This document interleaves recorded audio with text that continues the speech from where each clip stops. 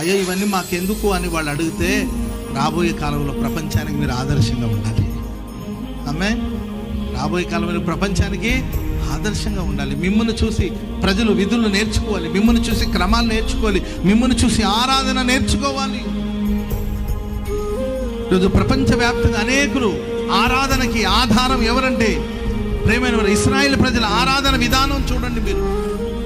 వాళ్ళ ఆరాధన విధానం, వాళ్ళ అర్పణ విధానం, వాళ్ళ జ్ఞానము, వాళ్ళ తెలివి, ప్రపంచ దేశానికి ఇన్స్పిరేషన్, ఇవన్నీ వీళ్ళకి ఎలా వచ్చిందంటే మోషేకి దేవుడిచ్చిన ధర్మశాస్త్రం మీరు గమనించు. ప్రతిదానికి అక్కడ పరిష్కారాన్ని మనం చూస్తాం. స్త్రీలు ఎలా ఉండాలి, పురుషులు ఎలా ఉండాలి, పిల్లలు ఎలా ఉండాలి, నాయకుడు ఎలా ఉండాలి, ప్రతిదీ వివరంగా దేవుడు రాసి ఉంచాడు. ఎందుకంటే ఆ సమూహం